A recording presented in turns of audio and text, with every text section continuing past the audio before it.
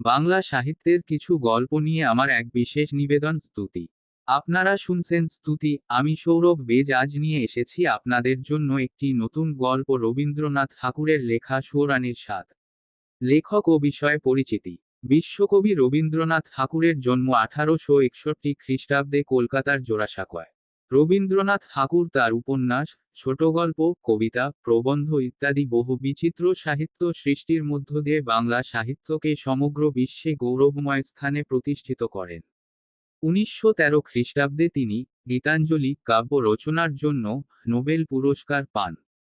তার রচিত গোরা, চতুরঙ্গ, যোগাযোগ, ঘরে বাইরে উপন্যাস, রক্তকরবী, অচলায়তন, ডাকঘর, মুক্তধারা, তাসের দেশ ইত্যাদি নাটক, সোনার তরী, খেয়া, গীতাঞ্জলি, বলাকা, পানস, আরোগ্য ইত্যাদি কাব্যগ্রন্থ এবং ছিন্নপত্রাবলী, রাশিয়ার চিঠি ইত্যাদি পত্রগুচ্ছ বাংলা সাহিত্যের অন্যতম সম্পদ।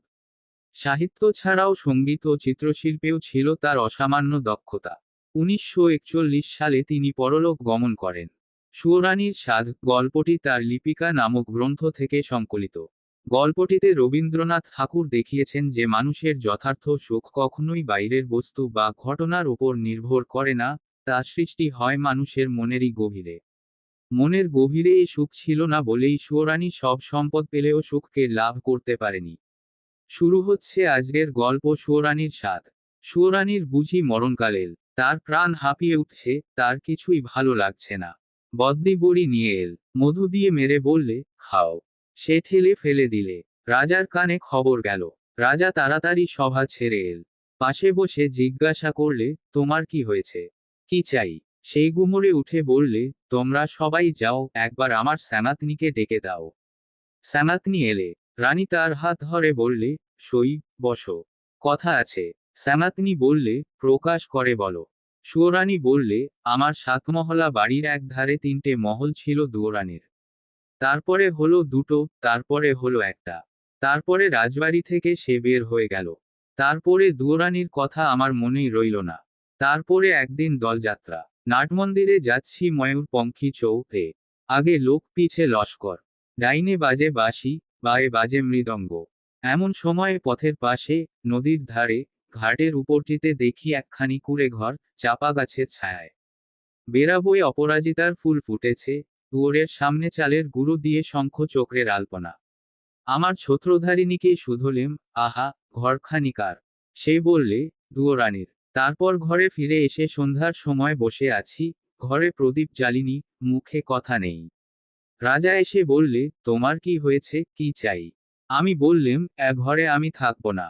রাজা বললে, আমি তোমার কোঠাবাড়ি বানিয়ে দেব গজদন্তের দেওয়াল দিয়ে। সবংখের গুড়ের মেঝেটি হবে দুধের ফেনার মতো সাদা, মুক্তোর ঝিনক দিয়ে তার কিনারে এঁকে দেব পদ্মের মালা। আমি বললেম, আমার বড় সাধ গিয়েছে, কুঁড়েঘর বানিয়ে থাকি তোমার বাহির বাগানের একটি ধারে। রাজা বললে, আচ্ছা বেশ, তার আর ভাবনা কি? কুঁড়েঘর বানিয়ে দিলে। সেই ঘর যেন তুলে আনা বনফুল, যেমনি তৈরি হলো অমনি যেন মুষড়ে গেল। বাস করতে গেলেম, কেবল লজ্জা পেলেম। তারপরে একদিন স্নানযাত্রা। নদীতে নাইতে গেছি। সঙ্গে 107 জন সঙ্গিনী। জলের মধ্যে পালকি নামিয়ে দিলে, স্নান হলো। পথে ফিরে আসছি, পালকির দরজা একটু ফাঁক করে দেখি, ও ঘরের বউগা। যেন নির্মাল্যের ফুল। হাতে সাদা শাখা, পরনে লালপেড়ে শাড়ি। স্নানের পর ঘোড়ায় রে জল তুলে আনছে, সকালের আলো তার ভিজে চুলে আর ভিজে ঘোড়ার উপর ঝিকিয়ে উঠছে। ছত্রধারিণীকে শুধলেম, মেয়েটিকে। কোন দেবমন্দিরে তপস্যা করে? ছত্রধারিণী হেসে বললে, চিনতে পারলে না? ওই তো দুয়োরানী। তারপরে ঘরে ফিরে একলা বসে আছি, মুখে কথা নেই। রাজা এসে বললে, তোমার কি হয়েছে, কি চাই?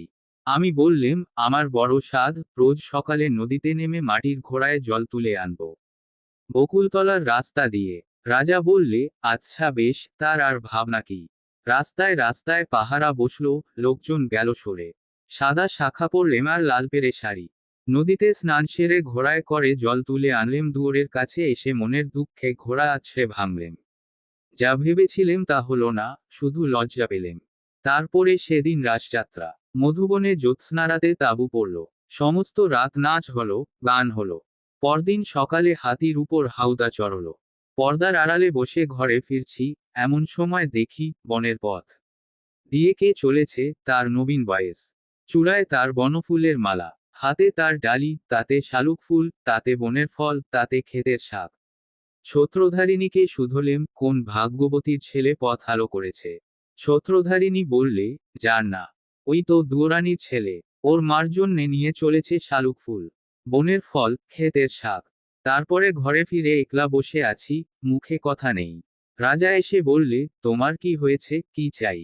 আমি বললেম, আমার বড় সাধ, রোজ খাবো শালুক ফুল, বনের ফল, ক্ষেতের শাক, আমার ছেলে নিজের হাতে তুলে আনবে।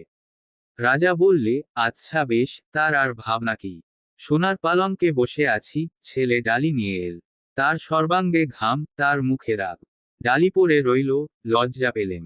তারপরে আমার কি হলো কি জানি, একলা বসে থাকি, মুখে কথা নেই। রাজা রোজ এসে আমাকে শুধয়, তোমার কি হয়েছে, কি চাই? সুয়োরানী হয়েও কি চাই সে কথা লজ্জায় কাউকে বলতে পারিনে। তাই তোমাকে ডেকেছি, শ্যামাতনি। আমার শেষ কথাটি বলি তোমার কানে, ওই দুয়োরানীর দুঃখ আমি চাই। শ্যামাতনি গালে হাত দিয়ে বললে, কেন বলো তো?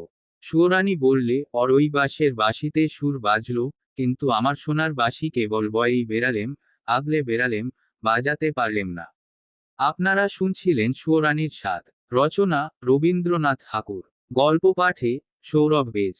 গল্পটা যদি ভালো লেগে থাকে তবে চ্যানেলটা সাবস্ক্রাইব করে পাশে থাকবেন এবং বন্ধুদের মধ্যে শেয়ার করবেন।